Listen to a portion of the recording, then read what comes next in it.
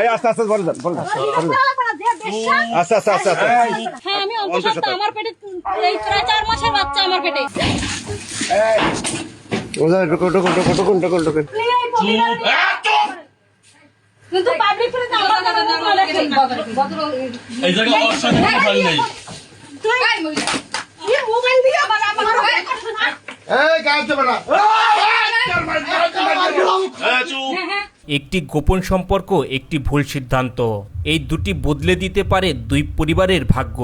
মসজিদের ইমাম সাহেব, যাদেরকে আমরা সমাজের পথপ্রদর্শক হিসেবে জানি, আর সেই মসজিদের ইমাম নিজের অন্তঃসত্ত্বা স্ত্রীকে বাড়িতে ফেলে রেখে অন্য এক নারীকে নিয়ে স্বামী স্ত্রীর মতো বসবাস করছেন দীর্ঘদিন। মহিলাদের সামনে আনেন, মহিলাদের সামনে আনেন। আসুন আসুন।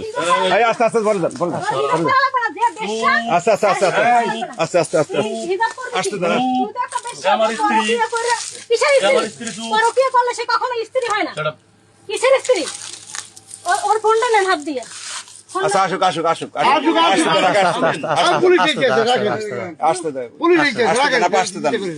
হুজুর ওই ওই মহিলা কে? আপনার ওই রুমে মহিলা কে? কেমনে আমার সংসার ভাঙছো তুই? আপনি অন্তঃসত্ত্বা ম্যাডাম? মহিলা না?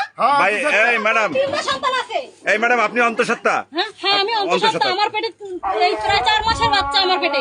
এই অবস্থা আমার ভালাই রেখে এই মহিলা আমার স্বামীর সাথে ব্ল্যাকমেইল করে আসছে। তিনটে বাচ্চা বললো। মুহূর্তে মুহূর্তে আমার স্বামীর ব্ল্যাকমেইল করে। তারা হয়তো ভেবেছিল এই নিষিদ্ধ সম্পর্কের কথা কেউ জানতে পারবে না কোনোদিন। তবে হুজুরের এই ধারণাকে মিথ্যা প্রমাণ করলেন তার অন্তঃসত্ত্বা স্ত্রী। অবশেষে মসজিদের পাশেই ভাড়া বাসায় তাদেরকে হাতে নাতে ধরে ফেলেন তিনি। ওদের ঢুকুন ঢুকুন ঢুকুন ঢুকুন ঢুকুন ঢুকুন। এখানে কোনো কথা নাই। তুই কিভাবে মারছো কর?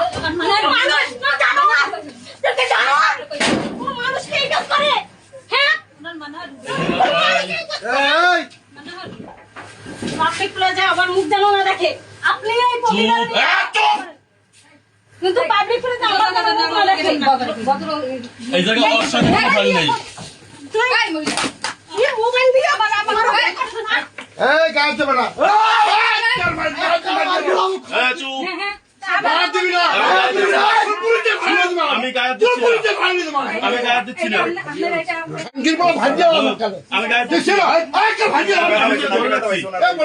পারিবারিক সূত্রে জানা যায়, বরিশালের এক মসজিদে ইমামতি করার সময় কথিত দ্বিতীয় স্ত্রীর 2 সন্তানকে প্রাইভেট পড়াতেন এই হুজুর। সেখান থেকে ধীরে ধীরে পরক্রিয়ায় জড়িয়ে পড়েন তারা। সম্পর্ক গভীর হলে অন্তঃসত্ত্বা প্রথম স্ত্রীকে ফেলে রেখে কথিত দ্বিতীয় স্ত্রী এবং তার 3 সন্তান নিয়ে এই ইমাম চলে আসেন পটুয়াখালীর বাউফলে। 3 বাচ্চা, এই 3 বাচ্চা সহ সে মানে নিয়ে আসছে আপনাকে। তা আপনি জানেন আপনার ওই স্বামীর সংসার ভালাই করাই না। তো আমার স্বামী মারা গেছে তারপরে। ওর কোনো স্বামী নেই, ওর এক স্বামী না, ওর কতগুলো স্বামী। আমি দেখুন আপনারা আমার মোবাইল কই? ওর কতগুলো স্বামী দেখেন। ও প্রতি মাসে মাসে কোথায় কোথায় যাইতো। ও পুরাই একটা ব্যবসায়ী। ওর বিষয়ে ওর বাড়ি যাই দেখেন। ওর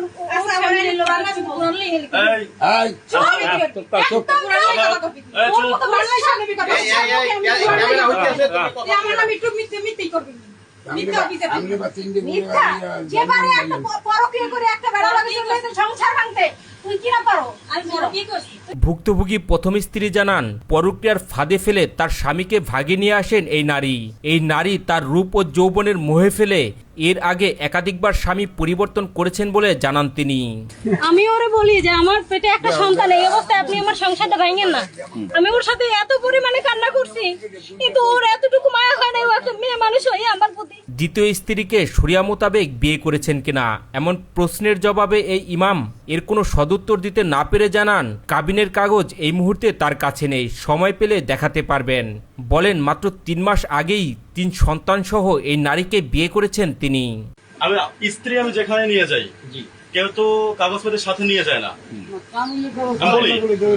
এই কথার রেশ কাটতে না কাটতে এরই মাঝে ইমাম দাবি করেন তার প্রথম স্ত্রীকে সে ডিভোর্স দিয়েছে।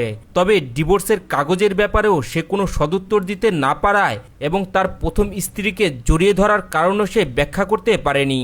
তার সাথে আপনার সাথে কি ডিভোর্স হয়েছে? না, ডিভোর্স হয় না। আমি তালাক দিয়েছি।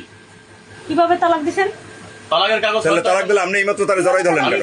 এইমাত্র আপনি এই জন্য তো আপনারা আপনারা কিছু বলেন না কেন? এই মধ্যে জড়াই দিলেন কেন? ভুক্তভোগী এই নারী জানান, খেয়ে না খেয়ে ইমামের সংসার করছিলেন তিনি। বারবার তাকে আশ্বাস দেওয়ার পরেও ইমাম তার কথিত পরক্রিয়া প্রেমিককে ছেড়ে তার কাছে আসেননি। তাই বাধ্য হয়ে স্বামীকে খুঁজতে এখানে এসেছেন। এই দেখেন, এই যে জামা কাপড় এগুলো আমি পরি, এগুলা কি কোনো মানুষ বর্তমানে পরে বলেন? এগুলো দিয়ে তো মানুষ হাত পাওয়া মুছে না।